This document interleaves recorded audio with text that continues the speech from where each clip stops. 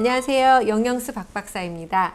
오늘은 ADHD와 영양에 대해서 알아볼 건데요. 여러분들 ADHD에 대해서 많이들 들어보셨죠? 사실상 지난해 상반기에 SNS에서 가장 많이 언급된 질환이 ADHD였습니다. 이 ADHD가 다른 질환 대비 유독 요즘에 이렇게 주목받는 이유가 무엇일까요? 그 이유는 여러 학설이 있지만 코로나 때문 아니니 이런 얘기도 있었는데, 과거보다 정보를 쉽게 접할 수 있게 된 원인이 가장 크다고 합니다. 하나를 키우는 부모나 성인이 된 환자 본인이 문제를 깨달아서 병원을 찾아서 진단받는 그런 경우가 많아져서예요. 그래서 유병률이 확 늘었다, 이런 얘기를 하고요. 특히나 늘어나는 양상을 또 살펴보면은 여성의 증가폭이 남성보다 2배 이상 컸어요. 그리고 여성 중에서도 20대가 ADHD로 가장 많이 지금 현재 진단을 받고 있는 것으로. 그래서 이제 종합해보면 성별, 연령대를 불문하고 주의력이 결핍되거나 내가 ADHD는 아닐까라고 의심이 되는 경우에는 전문가하고 조기에 상담을 받는 게 굉장히 좋습니다.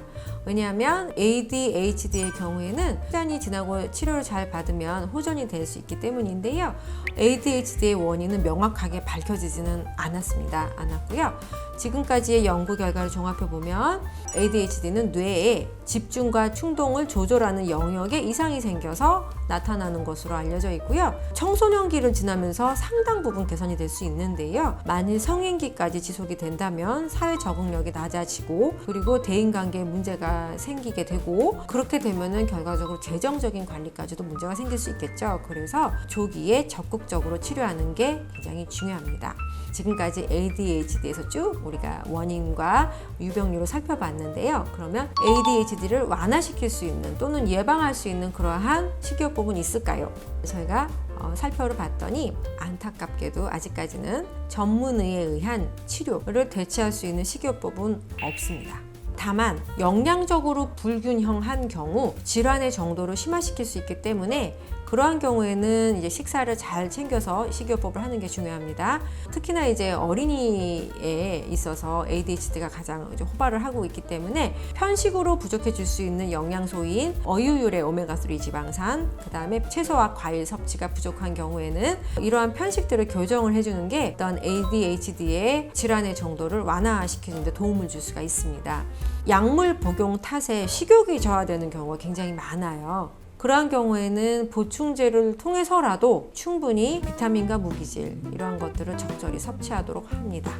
그동안 ADHD를 돕는 식이요법에 대해서 굉장히 연구가 많이 진행이 됐어요. 아까도 말씀드렸지만은 어떠한 전문의의 치료를 대체할 수 있는 식이요법은 없지만 아연하고 오메가3 지방산 연구가 가장 눈에 띕니다. ADHD를 앓는 어린이의 경우에 체내 아연 수치가 낮다라는 보고가 있고요. ADHD 치료랑 함께 아연을 보충을 했더니 증상 완화에 도움이 됐다라는 연구 결과도 여러 건이 있습니다. 아연 함량이 높은 식품에는 그럼 어떤 게 있냐 하면 굴, 해산물, 육류, 유제품, 콩, 견과류, 통곡물, 이러한 것들이 있습니다. 물론 우리가 건강기능식품을 선택해서 아연을 권장량만큼 챙겨 먹는 거 괜찮습니다. 그렇게 말씀을 드리고요. 다음으로는 오메가3 지방산이 있는데요. 오메가3 지방산이 풍부한 어유, 즉 DHA하고 EPA가 둘 다 함유된 그러한 유지를 섭취하는 게 증상 완화에 도움을 줄 수가 있습니다. 여러분들 식물성 오메가3보다는 어유율의 오메가3 지방산을 섭취하는 것이 훨씬 도움이 되실 수 있습니다.